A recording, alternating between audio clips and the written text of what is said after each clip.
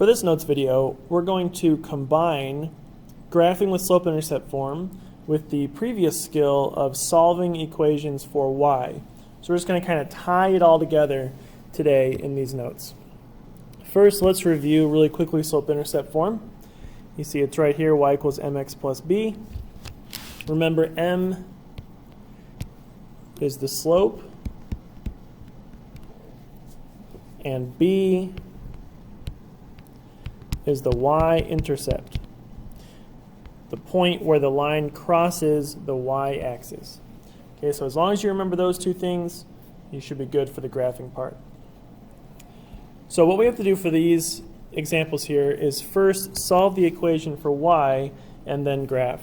And for example A, the way we do that is by subtracting 3x. So we want to get y by itself. So we take the 3x away, that moves it to the other side, and you want to write the x term first because that's slope-intercept form. So it's a negative 3x because we subtracted it, and then a positive 1, so plus 1.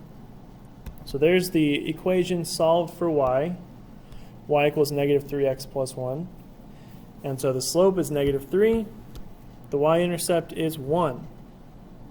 Remember, for slope, if it's a whole number, you want to put it over 1, or at least think of it over 1, negative 3 over 1, like that. And let's graph. We start with the b value on the y-axis, so up 1. Slope is negative 3, so down 3 over 1. Down 3 over 1, down 3 over 1, and then go backwards from the original point. Up 3, left 1, just to keep that line consistent. Go ahead and connect your dots, and that's that. Let's take a look at the next one. 2y equals x minus 6. So again, to get y by itself here, we got to divide by 2 is the step. Remember, there's a 1 in front of the x you don't have to write. And whenever you can't divide that number evenly, just write the fraction. So these cancel. We got y equals, and that's going to be a 1/2 x, and then 6 divided by 2 is 3. So 1/2 x minus 3, which means the slope is 1/2, and the y-intercept is negative 3. So we start at negative 3 on the y-axis, down 3, and that's up 1 over 2 for the slope. So keep doing that over and over, up 1 over 2, up 1 over 2, and then go down and left. Keep the line consistent, and then just connect your dots. There is example B. Let's keep going.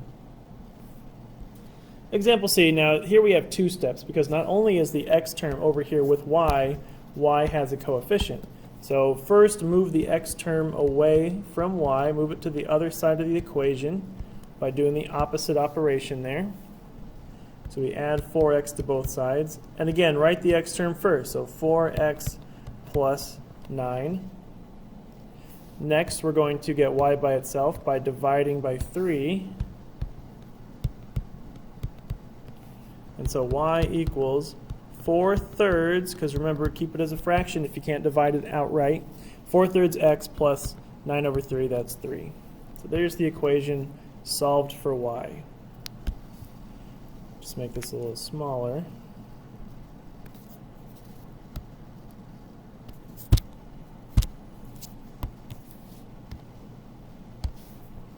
Okay, so now we know that the slope is 4/3, right? Up 4 over 3.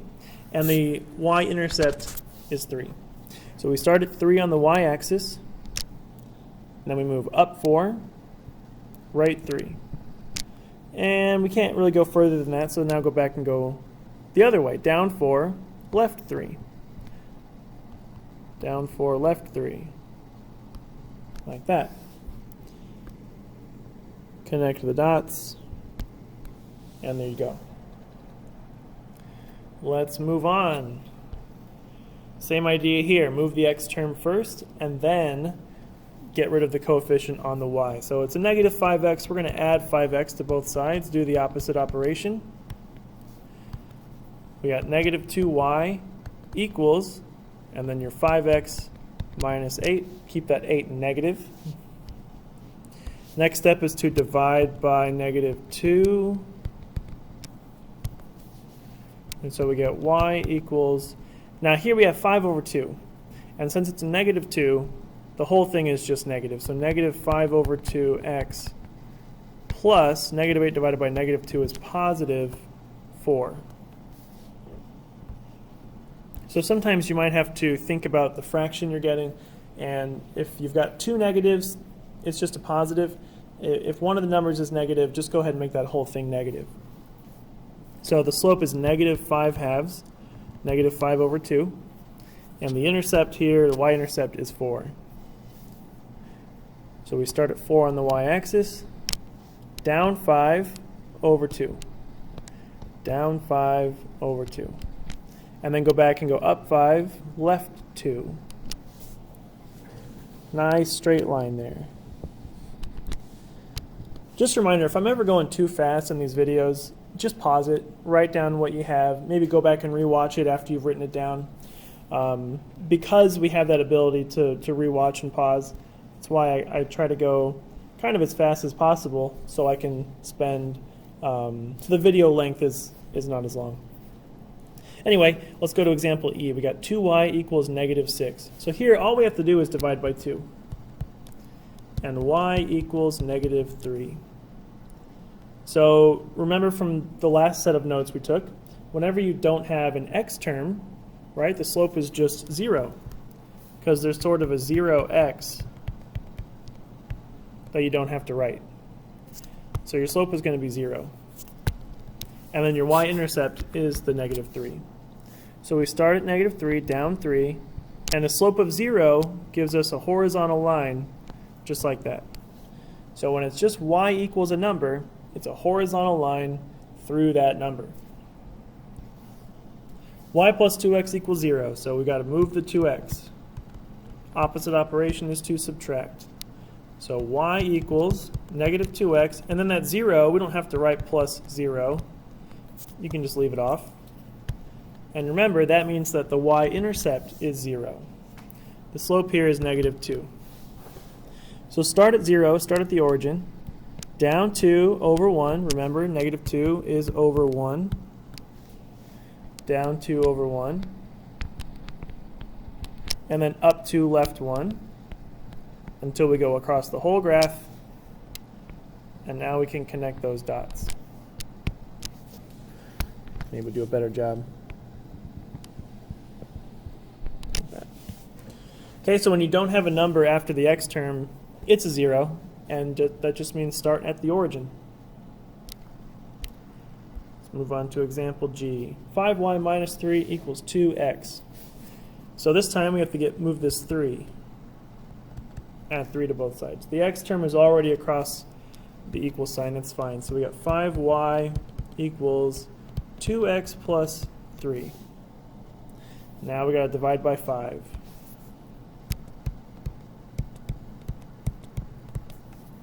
So y equals 2 over 5x plus 3/5. Now this is the rare circumstance where we have a fraction for the slope and a fraction for the y-intercept. Normally this won't happen, but just so you can see how it works if it does. So the y-intercept is 3/5. That means we are somewhere between 0 and 1. So maybe like right here, a little more than halfway. And to count up 2 over 5, just make sure you count up 2, so stay sort of between those points, and then over 5. 1, 2, 3, 4. So right here. Up 2, 1, 2, 3, 4. Be somewhere here. Down 2 over 5 would be here. So you see we're sort of between the lines. And that's how having a fraction for the intercept works. You can't get exactly at 3/5 probably, but you can get close enough. Just make sure you're between the lines, between 0 and 1, and that's how it works. You won't typically see these, but just in case, there's an example. And I would recommend just keeping it a fraction. just so it looks consistent. You don't want to have a fraction for the slope and then also a decimal for the intercept. If you're using a fraction for the slope, you need to use a fraction across the whole problem. Okay, last one, 6x minus 2 equals 10. So we're solving for just x here. So 6x equals 12, divided by 6, and x equals 2. And remember from the notes last time, when you have x equals a number, you have no slope and no y-intercept. Because x equals a number gives us a vertical line. So here x equals 2. Go to 2 on the x-axis and then draw your vertical line, which does not have a slope, and because it doesn't touch the y-axis, there's no y-intercept either. So there you have it. Same procedure for graphing as our previous set of notes, but if you need to solve for y, make sure you do that first. Otherwise, you won't be able to determine the slope or the y-intercept.